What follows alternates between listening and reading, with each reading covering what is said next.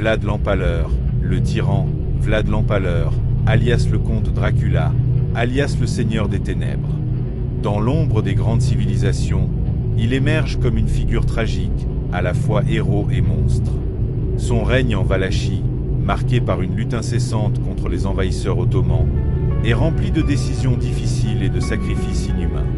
Au cœur de son histoire se trouve un homme complexe, dont les actions, bien que brutales, étaient souvent motivées par la nécessité de protéger son peuple. Alors que l'histoire se souvient de lui comme d'un monstre, il est essentiel de plonger dans les profondeurs de son âme pour comprendre la tragédie d'un héros incompris.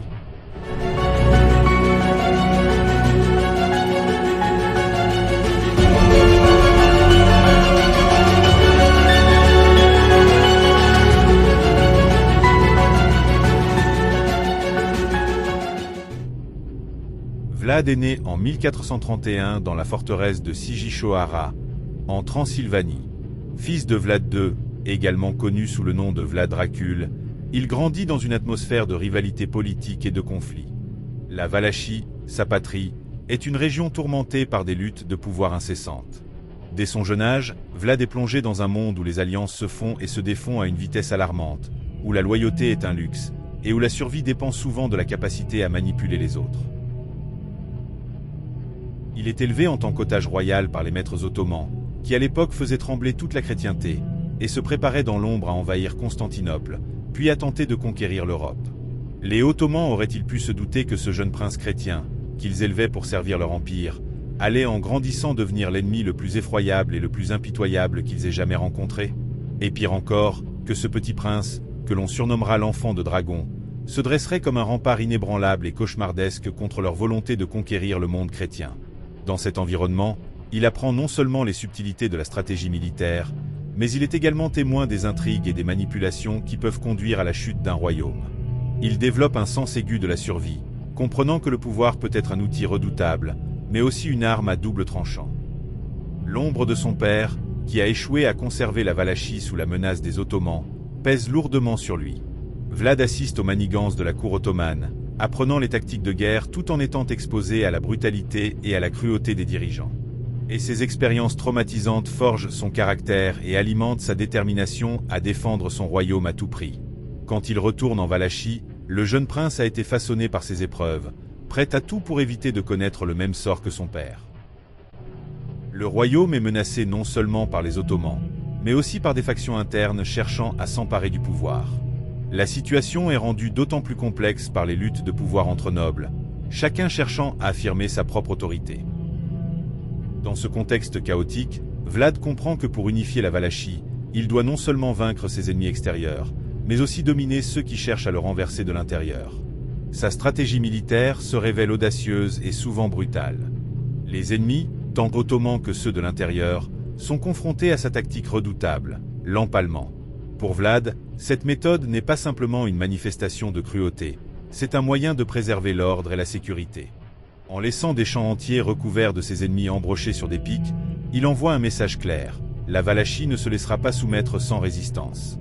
Cette image macabre de terreur prend une dimension psychologique. Les soldats ottomans, terrifiés par la réputation de ce chrétien impitoyable, commencent à douter de leur invincibilité. L'impact de ces pratiques sur les troupes ottomanes est démoralisant. Les rumeurs de la cruauté de Vlad se répandent comme une traînée de poudre, alimentant la peur et l'appréhension parmi ses ennemis. Les hommes, à l'origine confiants dans leurs forces, deviennent méfiants et hésitants, se demandant s'ils peuvent vraiment faire face à un adversaire qui ne recule devant rien pour défendre ses terres. Vlad devient ainsi un symbole de la résistance chrétienne, un héros à la réputation terrifiante.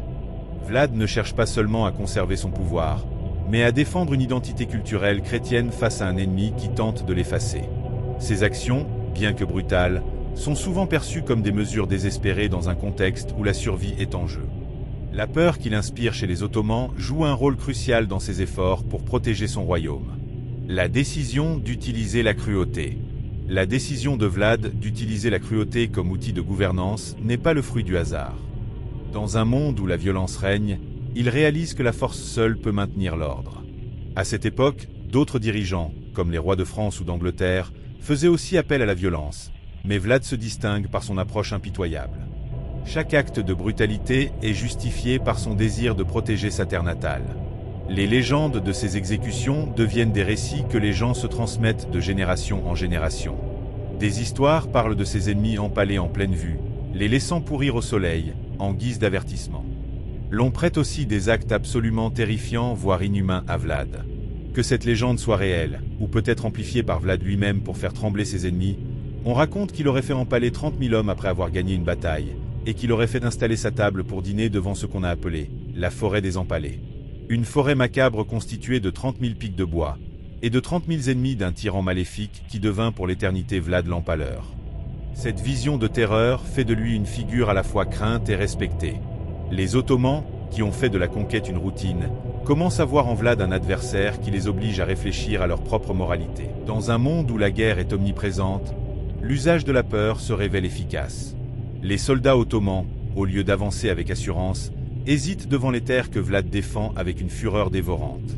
Les histoires de sa cruauté circulent et commencent à ternir son image, mais pour Vlad, le but justifie les moyens. Cette tragédie réside dans la complexité de son caractère. Un homme qui cherche désespérément à faire ce qui est juste, mais dont les méthodes le mènent à la damnation. Il sait que la compassion serait une faiblesse, et dans sa lutte pour protéger son peuple, il sacrifie non seulement sa propre humanité, mais aussi son héritage.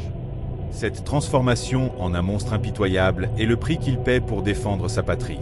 L'évolution de sa légende. Avec le temps, l'image de Vlad l'Empaleur évolue, devenant celle d'un personnage légendaire.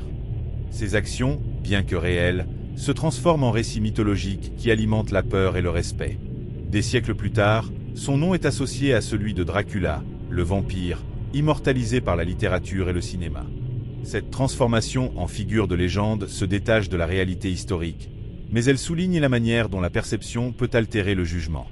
Le comte Dracula, une créature de la nuit, devient le reflet des peurs de la société, et son histoire s'entrelace avec celle de Vlad l'Empaleur, créant une dualité fascinante entre l'homme et le mythe. Vlad l'Empaleur ne représente pas seulement un chapitre de l'histoire roumaine, mais un symbole de résistance face à une oppression qui menace de balayer toute une culture. Sa légende, tout en étant teintée de cruauté, est aussi celle d'un homme qui s'est levé pour défendre son peuple dans les heures les plus sombres. Les récits qui le dépeignent comme un vampire ne font que masquer son véritable héritage en tant que guerrier et protecteur. La fin de Vlad l'Empaleur. Vlad l'Empaleur ne vit pas éternellement, et sa fin est aussi tragique que sa vie. Après plusieurs années de combats acharnés contre les Ottomans et des luttes internes pour maintenir son pouvoir, il fait face à de nouveaux défis. En 1476, alors qu'il tente de regagner son trône après avoir été déposé, il est confronté à une coalition d'ennemis déterminés à mettre fin à son règne. Les Ottomans, sous le commandement de Mehmed II, relancent une offensive contre la Valachie. Vlad, conscient que le temps joue contre lui, se lance dans une série de batailles désespérées pour protéger son royaume. Son style de combat, bien que redoutable, commence à montrer des signes d'usure. Dans un ultime effort pour préserver la Valachie, Vlad organise une contre-attaque audacieuse, menant ses hommes dans une série de raids éclairs. Cependant, ces attaques, bien qu'efficaces, ne suffisent pas à inverser la tendance. La situation devient de plus en plus désespérée, et Vlad se rend compte qu'il est acculé contre le mur.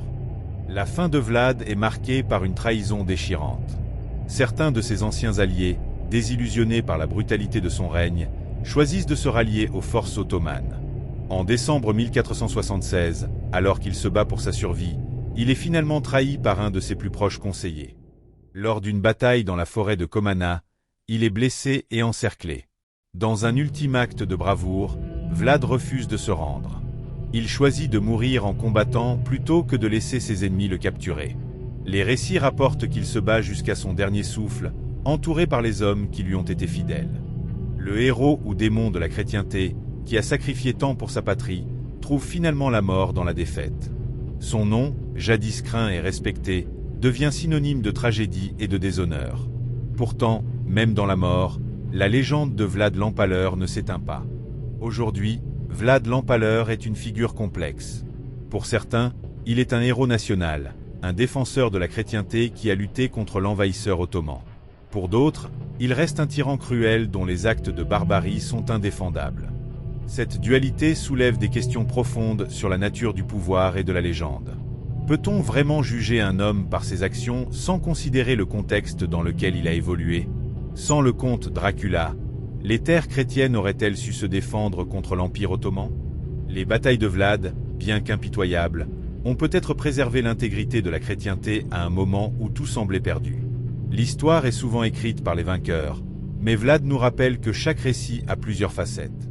Il est essentiel d'examiner la profondeur de chaque personnage et de comprendre que, dans les moments de désespoir, la lutte pour la survie peut transformer un homme en monstre. En tant que figure de légende, Vlad l'Empaleur incarne la lutte éternelle entre le bien et le mal. Son nom continue d'évoquer des sentiments ambivalents, oscillant entre crainte et admiration. Cette ambivalence est une invitation à réfléchir sur la nature humaine et les choix difficiles auxquels chacun peut être confronté. Ainsi, Vlad Dracul le chrétien, pour défendre son peuple, a choisi de devenir Dracula, sacrifiant son âme, sa postérité, et faisant ce sacrifice ultime. Et sans ce seigneur des ténèbres, dont la réputation terrifie toujours autant des siècles plus tard, peut-être que le monde n'aurait pas été le même, pour le meilleur comme pour le pire. L'histoire de Dracul touche à sa fin, j'espère qu'elle vous aura plu. Vous pouvez rétribuer gratuitement mon travail en mettant un j'aime, en vous abonnant, et en répondant dans les commentaires si selon vous, la défense des siens passe avant le salut de sa propre âme. Après tout, a-t-on déjà vu une louve faire peur de compassion envers ceux qui menacent ses petits? Merci encore et continuez de nourrir votre imagination.